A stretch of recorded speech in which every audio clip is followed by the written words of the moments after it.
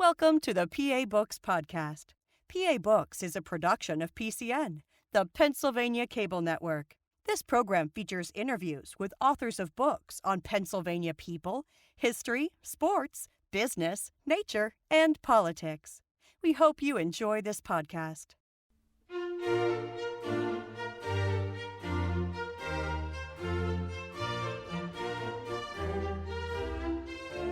This week on PA Books, Jim Gendelsperger, author of Bullets and Bandages. Our guest today is James Gendelsperger. He is the author of this book, Bullets and Bandages, the Aid Stations and Field Hospitals at Gettysburg. When did you first start getting interested in the Civil War?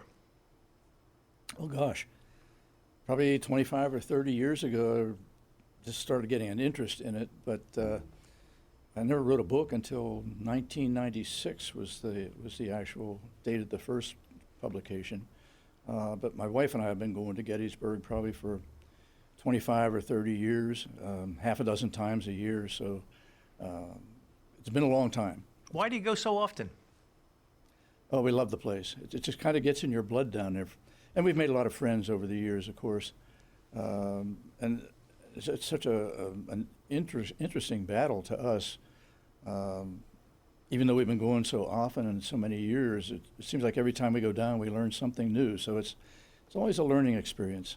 How is it that after all those visits, you can still learn new things about that site? I don't know. It just seems like we do. Well, what got you interested in this particular subject about the hospitals? Well, actually, it was my wife's idea. Just out of the blue one day, she mentioned while we were out, we were kind of hiking around, and she said, I think it'd be kind of interesting.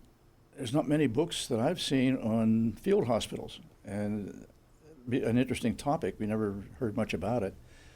And I agreed with her that it did sound like a good one, and I said, if you want to go ahead with that, I'll be happy to help you research it. So that's what we did. We started doing that together, not having any idea what we were getting into, quite frankly. We had seen the signs in front of many farms, and probably a couple dozen of them, and we assumed that was the list of field hospitals, and it turned out that was maybe 1/10 of them. But we started doing the research, and we went to Gettysburg and did some of the archives work down at the battlefield itself, and went out to the Historical Society and places like that, and found out there was much more to it than we anticipated. So it just grew, and we continued to work on it, and it got to the point where my wife has always been interested in quilts, and she was also interested in doing a book on quilts and maybe Civil War quilts, and things were starting to overlap a little bit. And she said that, I don't know that I want to continue at least writing about the field hospitals. We can, they're interesting to study and look at. But she was going to drop it. And I said, we've done so much on it. I hate to see you not do it. Would you mind if I took it over? So that's kind of how it evolved. She likes to do the research more than the writing anyway, so she continued helping me with the research, and it went from there. I did the writing and assembled the notes and went from there and got it all put together and sent it in. Is she still working on her quilts book? Off and on. Now she's just making quilts. Now, you said that the buildings that are marked as hospitals are about 10% of the total. Is there some place where there's a list saying these are all the field hospitals that you could start from? My book. It's probably the only place. We did. I have to say, we did go to Greg Coco's book, Vast Sea of Misery, which was kind of the Bible we found out of field hospitals. But the book was written many years ago before the internet, so he really didn't. He did a great job. I can't say a thing wrong about what he did. I really love the book. But I had the advantage of the internet, which he didn't have, so it opened up a lot of avenues that weren't available to Greg when he wrote his book. So it helped us to find probably another at least 50 or so more than Greg had. But we did use Greg's book as a good starting point, because it gave us a place to launch from once we found out there were more than just those 24 that we thought we had, and went from there. But Greg's book was a very valuable resource for us. And in fact, I did a dedication of the book. One was to my wife, obviously, because it was her idea, and she spent so much time working on this. And the other was to Greg, because he really laid the groundwork for it. Do you know how many hospitals offhand you have, the number of them you have in this book? I think I have about 225, roughly. What did it take to qualify something as a hospital? Well, you can ask 10 people that, and you'll probably get 10 different answers. I arbitrarily chose my own criteria. Some were obvious. The hospitals that were set up by the divisions or the corps or regiments, obviously they were hospitals. But then beyond that, and then that's where most of them turned out to be, places that weren't official hospitals, places where, a wounded soldier would crawl into somebody's barn or something like that. So I went from there and arbitrarily decided that if it had a doctor there, I would call it a hospital. And if there were more than 2 or 3 soldiers there, I would call it a hospital. And then really stretched it a little bit because I found some really interesting stories where people were there was just a single soldier there. But the story was so interesting because the book has got a lot of human interest stories in it, either about the soldiers or about the people who hosted them. The stories were just so interesting, I didn't want to not put them in. So I included them in the book as well. So very arbitrarily chosen. And as I say, you could ask somebody else and they would say, I have no idea why he would do it like that. Here's how I would do it. But that's what we did. Yeah, your book is not just a list of here's this hospital here at this address and here's that hospital there, but you do have a lot of stories about individual people. Where did you find those stories? Stories were all around. We knew some of them. We had made friends with some of the licensed battlefield guides down there and some of the park rangers, so we had heard them over the years, but most of them we found just through going through the records at the Historical Society, the archives at the battlefield, and the historian there was just a tremendous source of information for us. He since is retired, but he's become a friend. And we would come up with some of the most obscure things that we wanted to look at, and within 5 minutes he'd have it back at the desk for us. He just was amazing. So we went wherever it took us. Whatever kind of place we found these stories, we would go. Old obituaries, newspaper articles, regimental records, just a myriad of places that we found these stories at. How long did it take you to put it all together? Probably, we worked on it off and on for probably about 3 years. If I worked on it from start to finish, I would say maybe a year. But overall, it took us about 3 years to find some of these places. A lot of them are no longer there, so there's a lot of detective work that went on to it, old maps and so on, and that was part of the fun of it. But overall, it took about 3 years, but actual work time maybe 1 year. Did both sides have hospitals? Yes. Both sides had hospitals, and most of the hospitals treated both sides, even though maybe it was a Confederate hospital, but hate to say nobody was turned away, but that was basically what it was. If a soldier came in and he was from the other side, they treated him. And many times the surgeons that were there were prisoners of war, so there were surgeons from both sides working side by side, and they would treat whoever was next in line. Can you take us inside one of those hospitals and describe, if you had walked in on the day of the battle, what you would have seen? Yeah, there were a couple places that they had them. They were in buildings, of course, and a lot of them were out in the open fields, so they were all different. None of them very pleasant, obviously. The churches, if you went into a church that was a hospital, you would probably find the pews were just packed with injured, wounded soldiers. They would tear doors down and put them across the pews to make operating tables. Public buildings were used, homes were used. The sanitation, particularly on the farms, was non-existent. Medicine at that time was, by our standards, pretty primitive. no sanitation, no thought about infection because nobody knew what infection was. It hadn't been zeroed in on yet. So if you went into, for instance, let's take a barn or a farm, they would maybe start out putting the wounded in the house, and when that filled up, they would put them in the barn, and when that filled up, they would put them in one of the outbuildings, and when those filled up, just laid them out in the barnyard, open to the weather, and of course, all the disgusting things that are in a barnyard with the cattle and so on. And the surgeon, they would bring the wounded man in, and just kind of the routine of how it happened. They would bring the wounded man in, and of course they had hundreds of them, maybe thousands in some of the larger hospitals.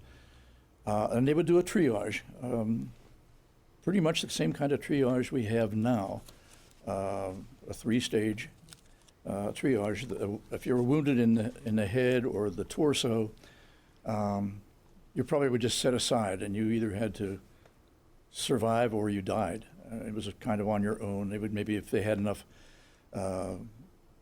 morphine or laudanum, or they would try to keep you comfortable as much as they could, but that was as much as they would do. The ones who were minor wounds were set aside as well, and they could be treated at any point.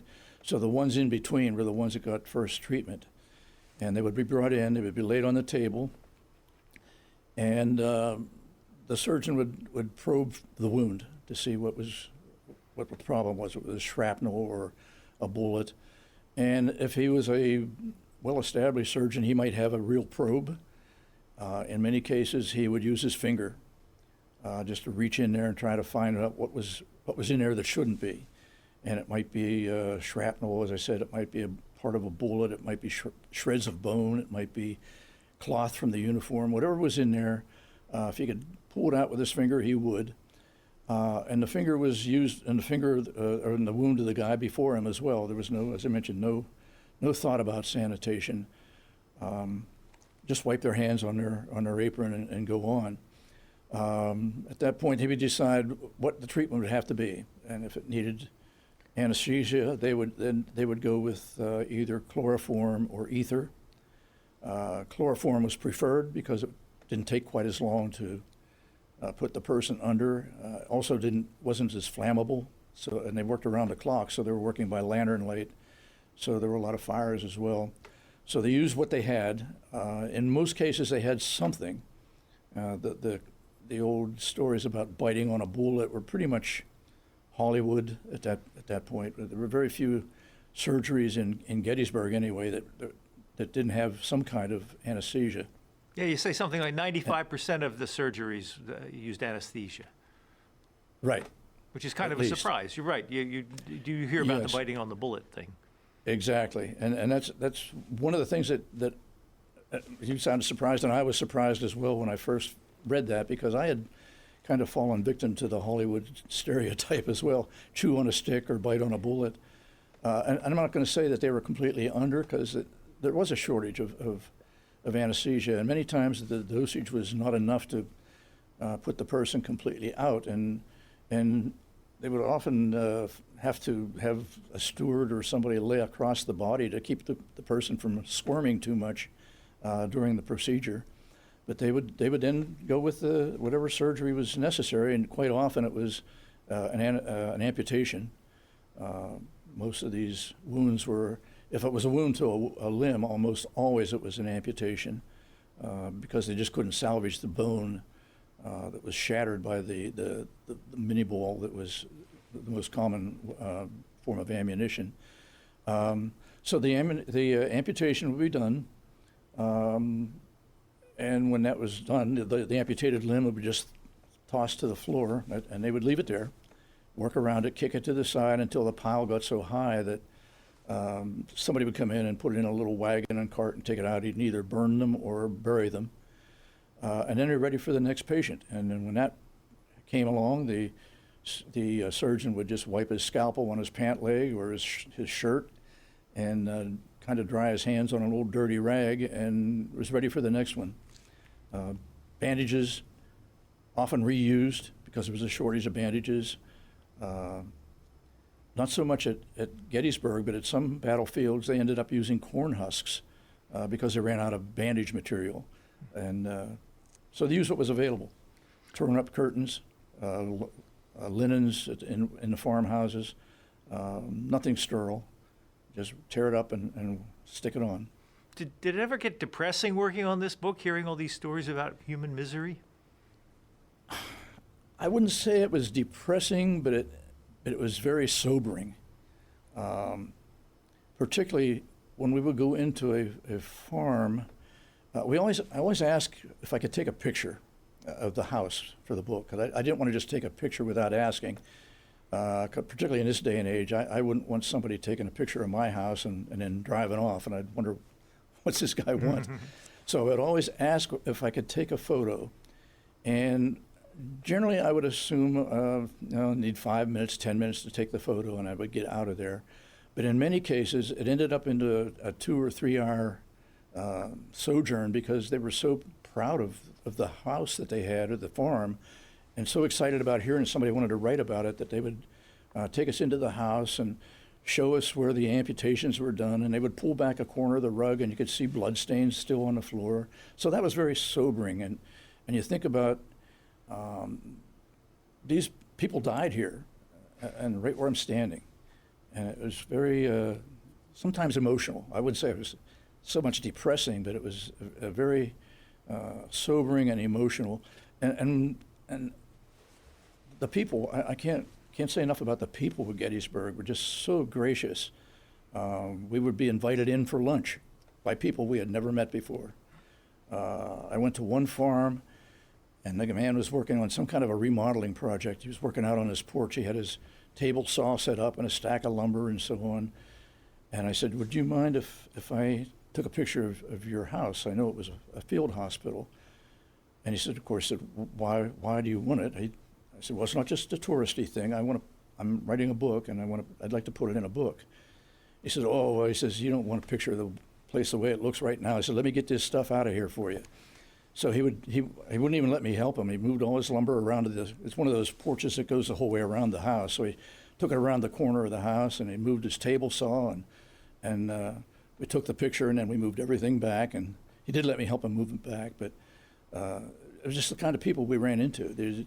They couldn't do enough. So a lot of these houses are still lived in? Most of them are, yes. Most of them are, and many of them are owned by the people who were ancestors of the original owners who were there during the battle.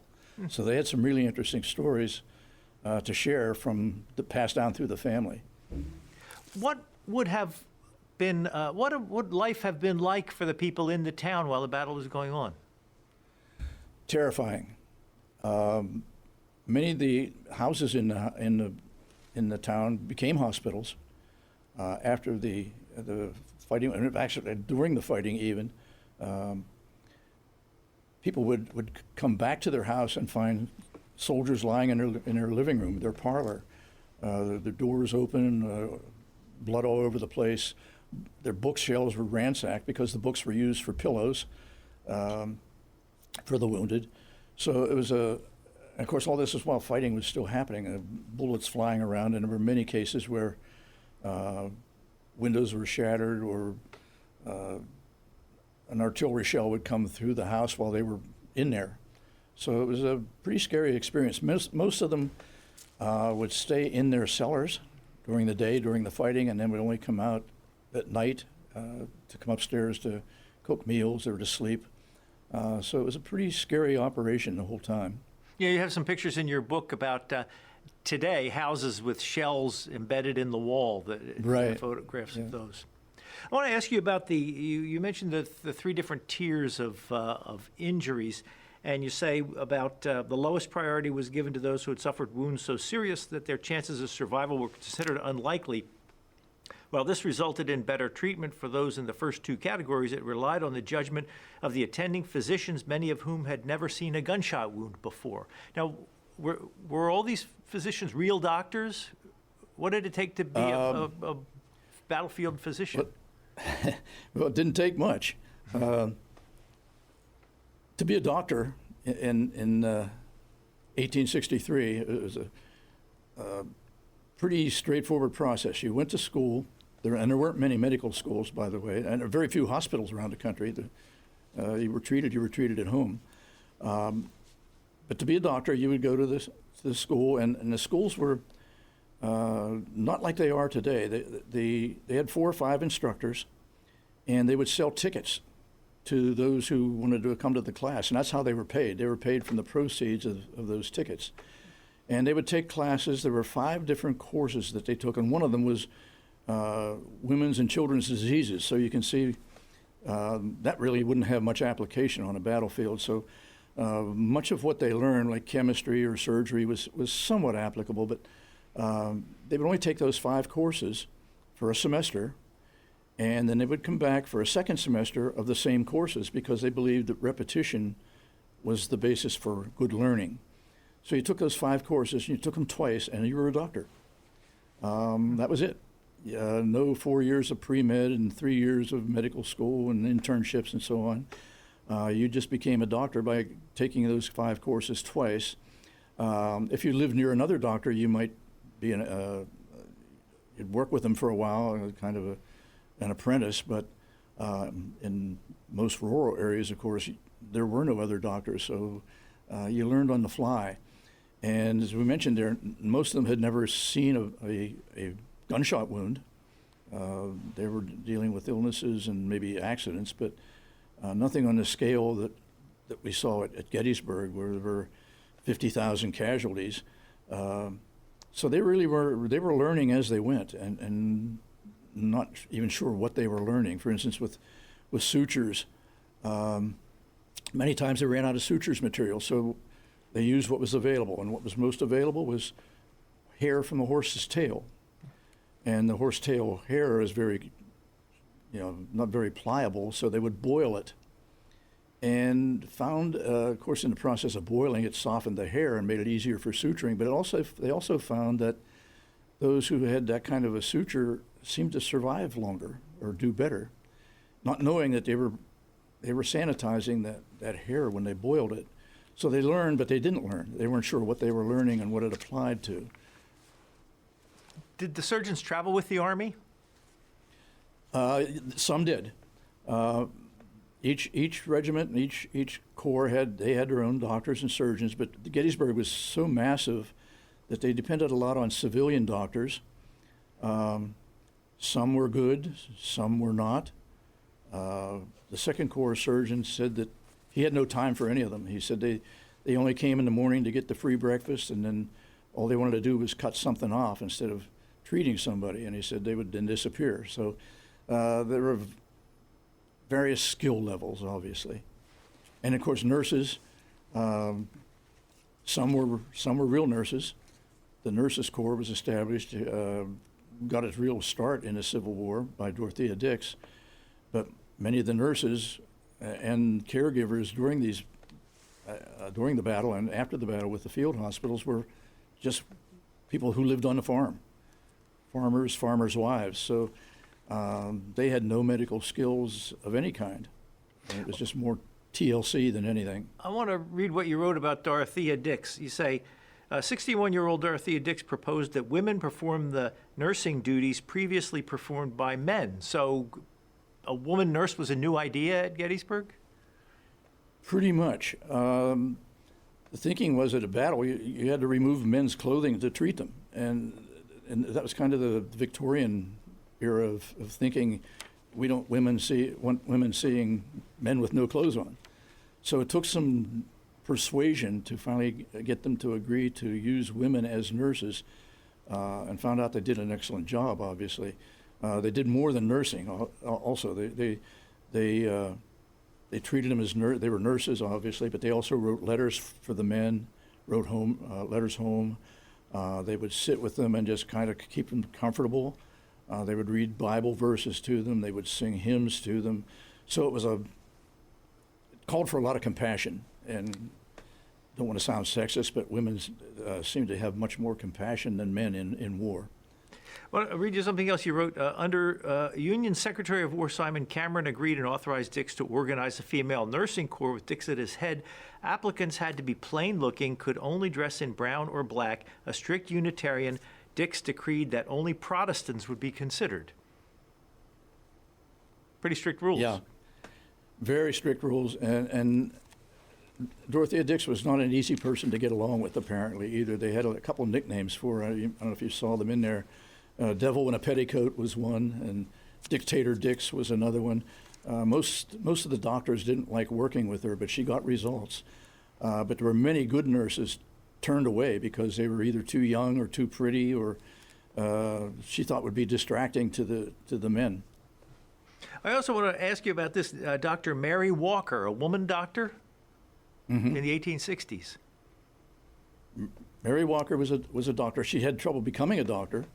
Again, doctors were men, but she became a doctor and ended up having to do volunteer work because they wouldn't let her into the Army at first. And finally, she did get in and went on to actually be awarded the Medal of Honor. Not for work at Gettysburg, but her overall work as a doctor in the war. How close were these hospitals to the actual shooting? They kept them as far away as was safe, but close enough that they could get them in there quickly. If it was behind a hill or in the woods or in a grove of trees or something like that, but they didn't want to be too far away, not with the official hospitals, because that's where the surgeons would be closest to, and they would be able to get them there. In fact, some of the aid stations were put on the 32nd Massachusetts, for instance. There's a monument or a marker, a plaque on a boulder up near the area called the Loop at Gettysburg, which is right in the middle of the fighting. Just a boulder that was between them and the actual fighting. But it was only an aid station. It wasn't for amputations or anything like that, but it did provide some level of aid to the lesser wounded anyway. So they tried to keep them fairly close, but somewhat distant so that they would be safe. But there were people shot and wounded and killed in the hospitals as well. Did you find any stories of surgeons being wounded or killed? There were several wounded. One was killed. A soldier or a surgeon from Ohio was killed. He was the only one at Gettysburg, but there were others over the course of the war. It was not an uncommon thing. Who was Dr. Letterman?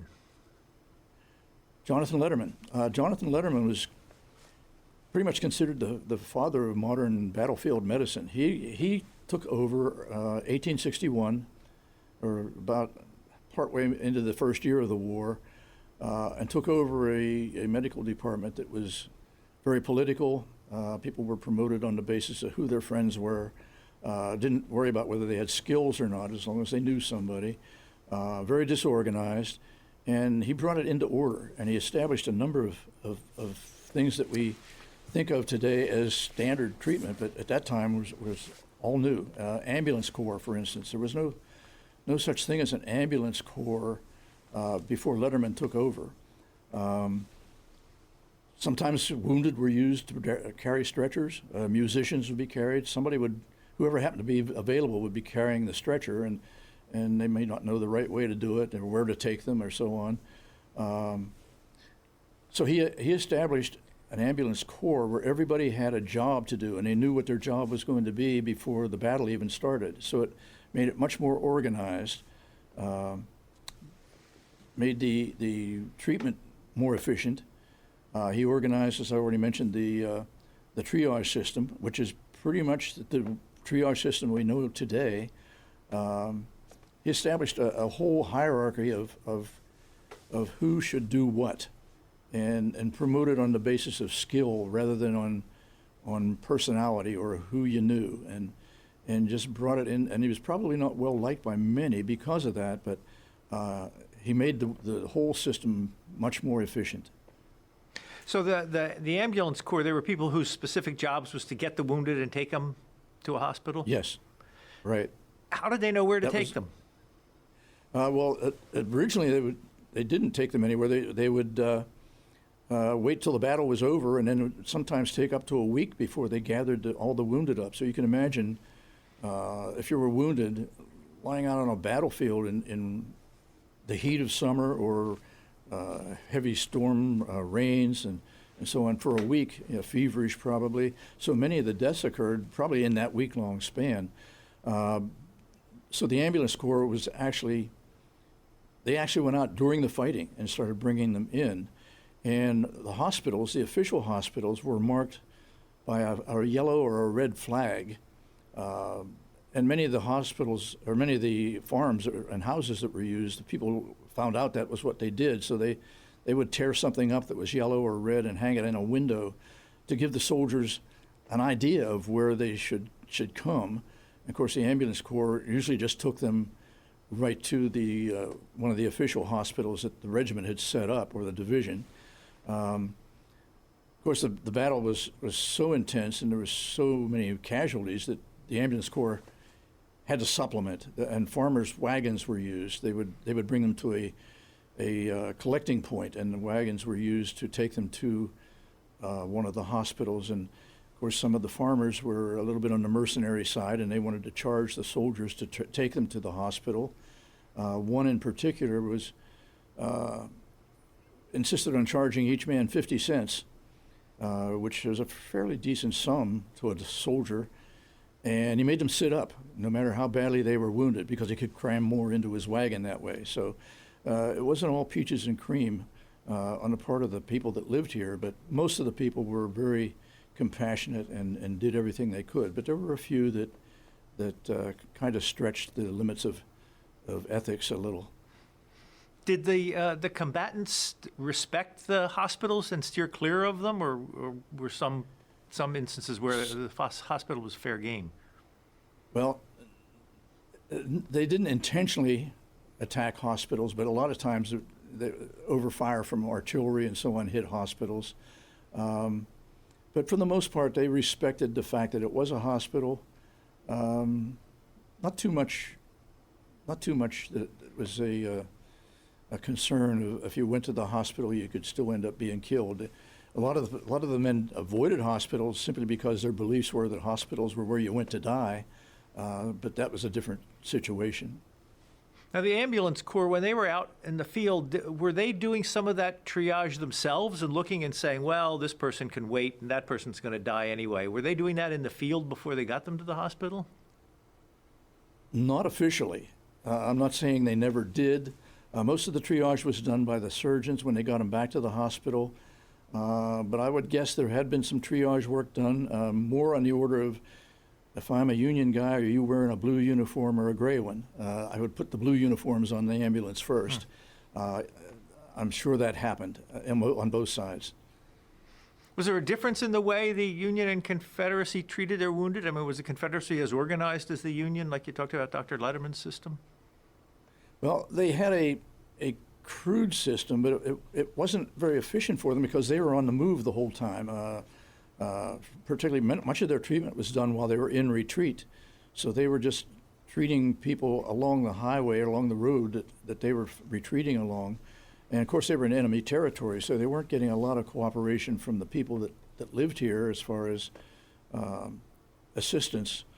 They didn't know where they were. They didn't know where to get food or medications.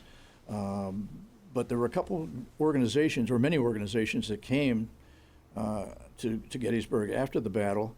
U.S. Christian Commission, U.S. Sanitary Commission, many other organizations. The Sisters of Mercy came, and they were pretty neutral. They didn't see a uniform color. They took care of whoever needed the help. Did the Confederates take a lot of their wounded with them? Not very many. They took the ones that they felt could travel. But altogether, between the two armies, there were about 21,000 wounded left behind in a town of 2,000. So you can imagine how that overwhelmed the people. Now, when I say 2,000, that's in the town of Gettysburg. And, of course, all the hospitals weren't in the town. They were out in the outskirts as well. But even if you take that into account,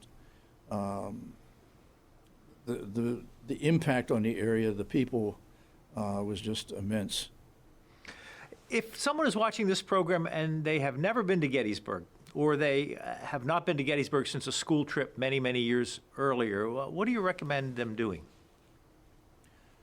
The first thing I would recommend them to do is go to the visitor center and get oriented, look at the films and so on, and then hire a licensed battlefield guide. And I'm not a licensed battlefield guide, so I'm not drumming up business. But I think it's the best way to see the battlefield because they will get in your car with you and go wherever you want to go. If you want to see where great-grandpa Amos was wounded, they'll take you there. They'll know you. They'll ask you what regiment he was in, and they'll take you right to where he probably was when he was wounded. And they'll take you all over the battlefield, so you will learn much more because the battlefield at Gettysburg is so large. I mean, it's about 6,000 acres. You can't absorb it in one visit. And if you're only there for a day, you'll see some highlights and you'll hear some interesting stories and you'll see some interesting places, but you're going to miss a lot as well, and you're not going to fully understand the battle. So I would suggest getting a battlefield guide. If you can't do that, or if you don't want to do that, or you're not comfortable with somebody else driving your car, they do have battlefield tours that will take you around, and they're on a bus, and they're escorted and so on.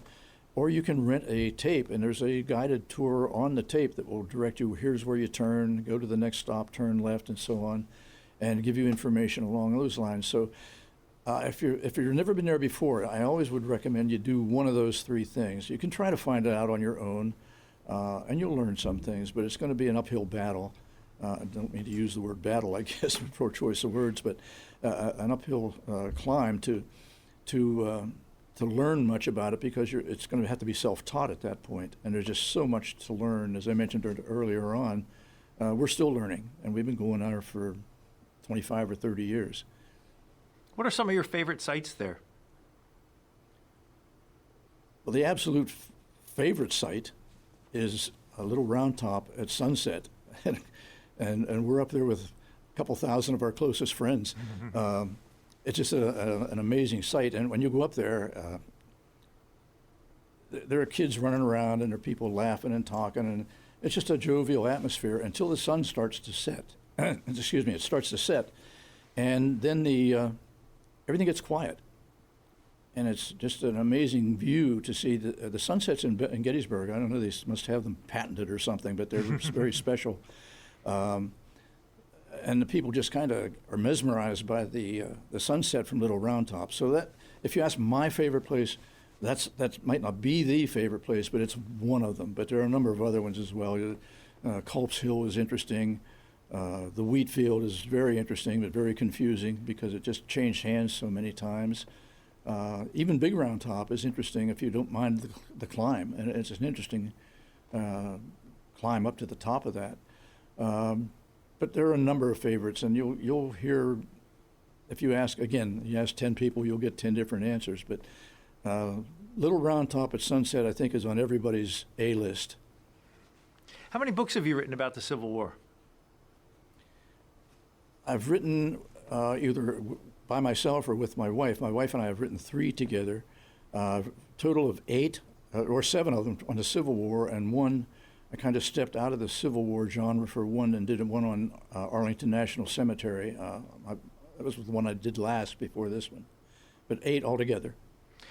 What have you covered in the books? Well, the first one I did was on the escape from Libby Prison, and I did that because I found the grave of one of the escapees, and I just wanted to learn more about him, and started doing some research on him, and it kind of grew from there.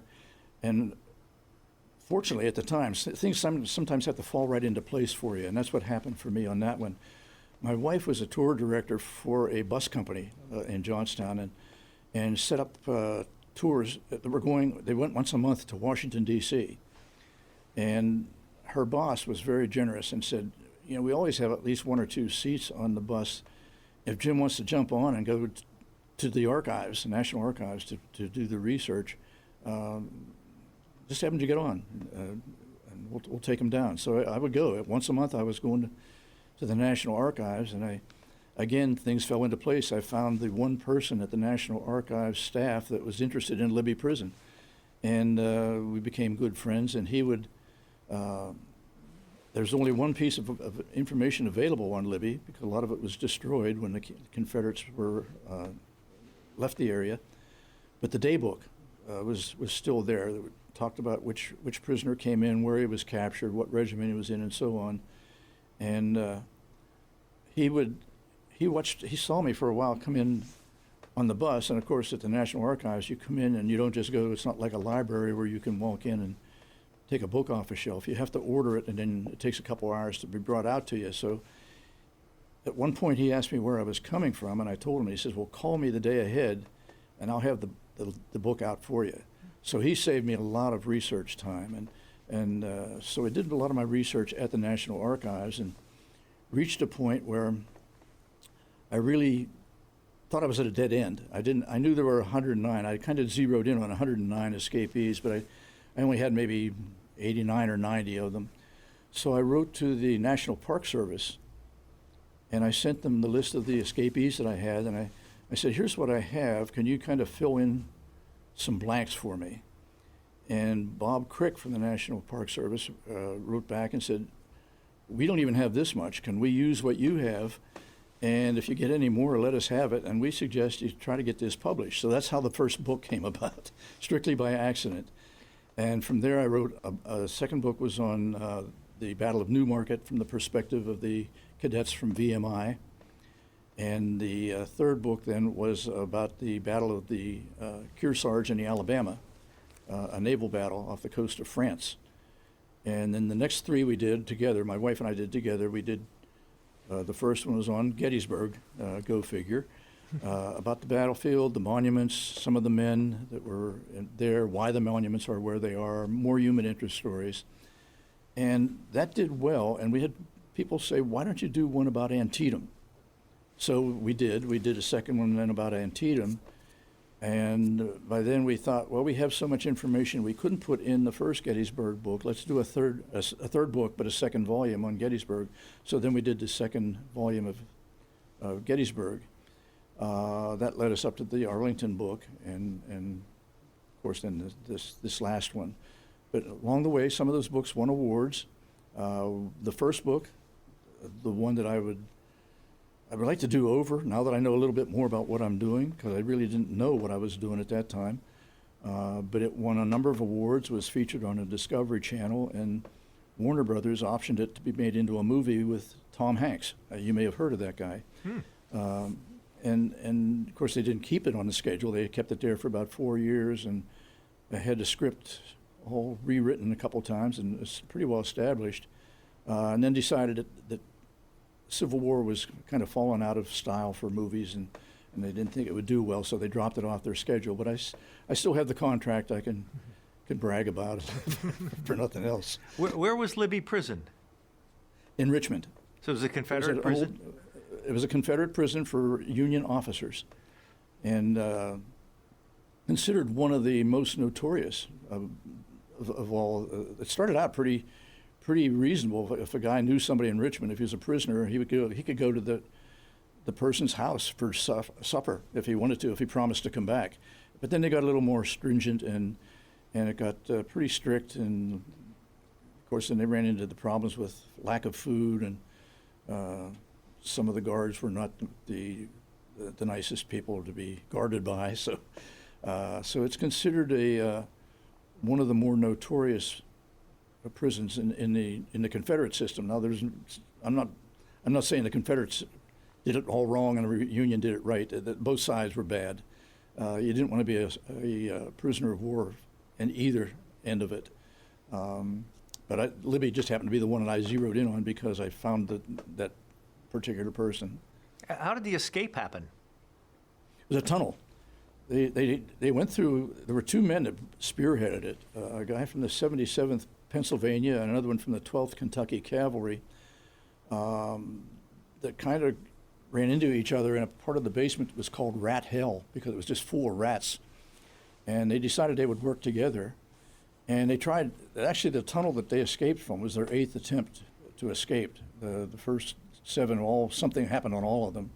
Either a tunnel would collapse or they dug it under a furnace one time, and the furnace pushed the tunnel in. And another time, the tunnel flooded out. And one time, they tried to just escape through the front door at night, and were caught outside. So they ran back in, and it was just a series of gaffes before they finally hit upon the right right combination of things. And they had it wasn't 109 people that were in on it. There were about 15 that really did the work of the tunnel digging, and then each man was assigned somebody to ask if they wanted to go along when they were ready to leave, so that they kept the secrecy intact.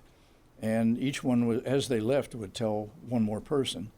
And of course, word leaks out pretty quick when you're doing that. And they ended up having a mini riot at the tunnel entrance, people shoving and pushing, trying to get in first. But they were able to get 109 out, and the tunnel was discovered the next morning, so they could never do it a second night. The plan was to do another escape each night until they emptied the prison, although they knew they wouldn't get that far. But it only worked for one night, and then it was found.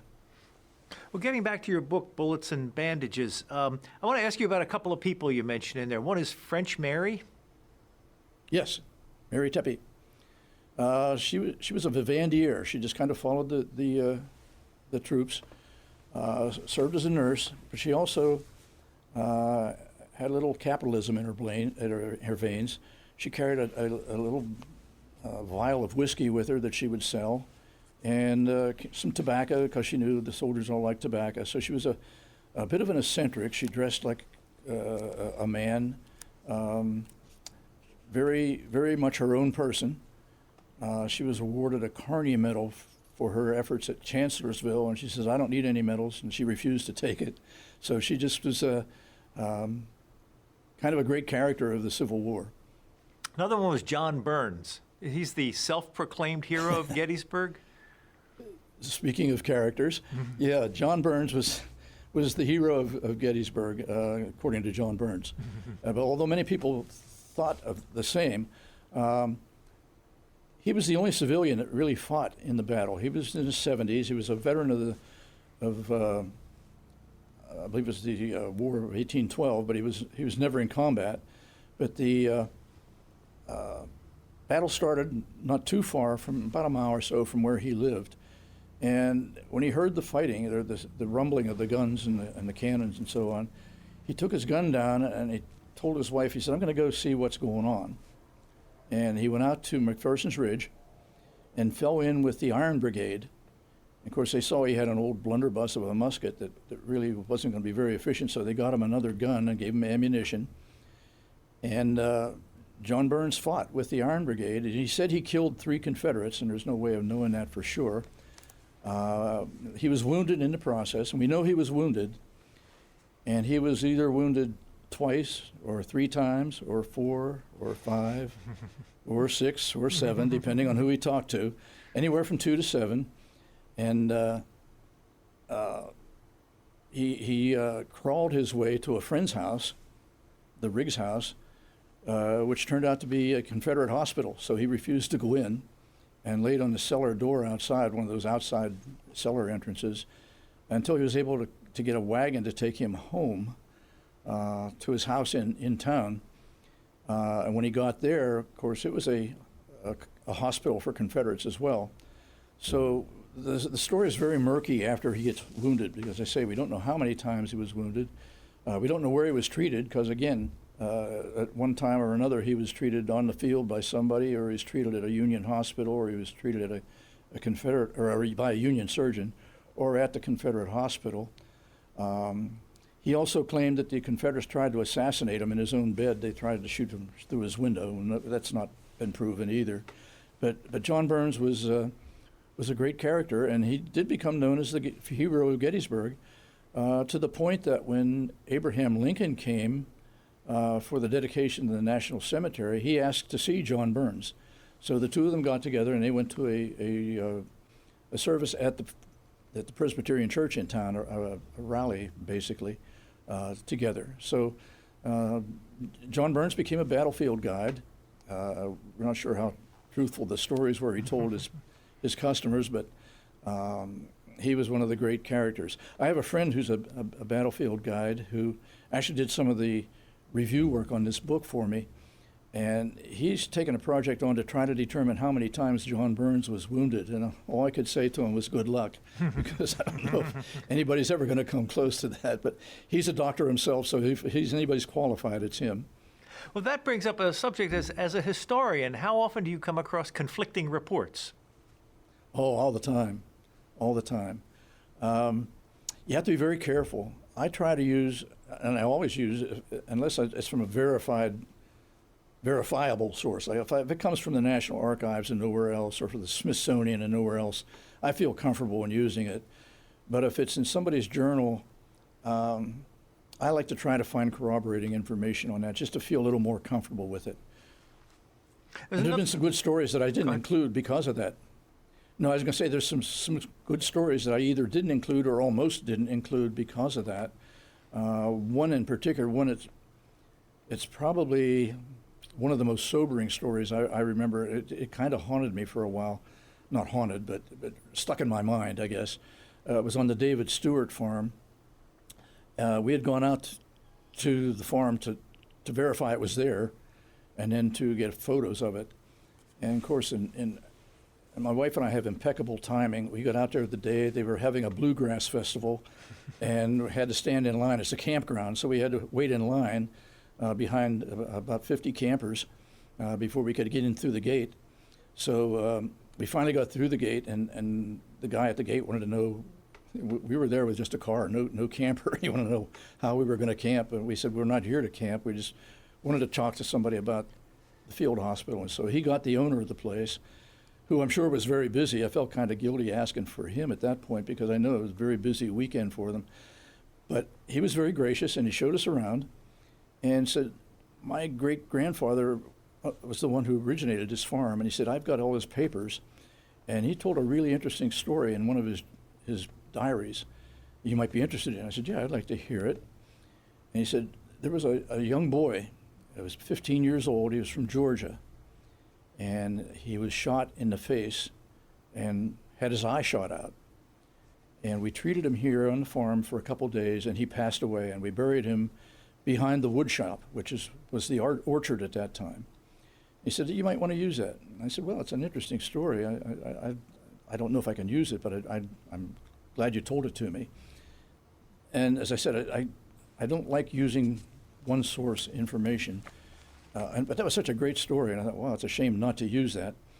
And I was considering it, and I kind of had ruled it out. And not long after that, one of our visits to the Battlefield Archives, I found the papers of a surgeon from the 77th New York. And his men had treated a number of Confederate soldiers along Fairfield Road on the retreat. Most of the Confederate surgeons had retreated at that point. And he said, one of the stories that I remember my men telling me was about this young boy. And he said, I went to see him, and he looked like he was almost like a young girl. He didn't shave yet. He was maybe 15 or 16 years old. And he said he had a piece of linen cloth across his face. And when I took that cloth away, he had no eyes. They had been shot out. And it kind of rang a bell. And I pieced the two together. That how often can this happen? How many times along and in the same area? He thought it was on a farm adjoining the Stewart farm, but he was from New York. He didn't know the area. And I thought, well, we could have had the wrong farm, and the two farms touch each other. So I felt fairly comfortable in that case using that story in the book.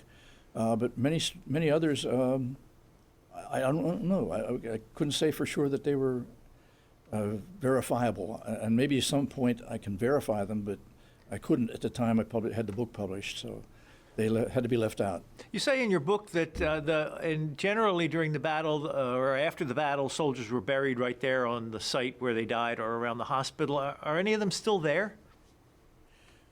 Probably. There are remains found every so often. I think the last set of remains were in 1996, I believe, out at the railroad cut. But there's reason to think that there are many. There are so many that are missing in action that I'm sure there are buried on the battlefield even today that may still be discovered.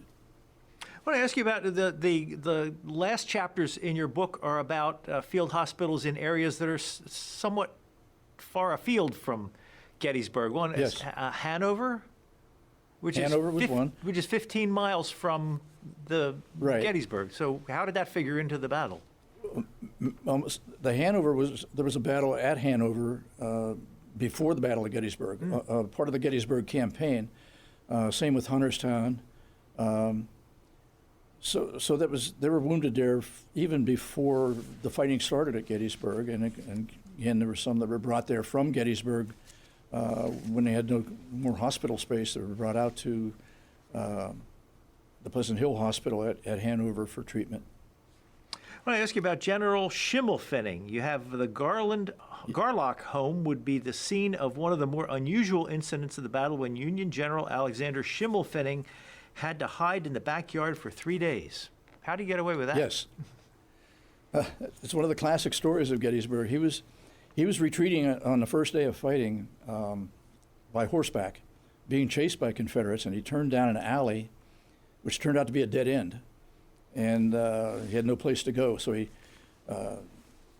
in the process, his horse was shot. So he jumped over a fence, which put him into the Garlock backyard, and he hid behind the slop barrel for the hogs.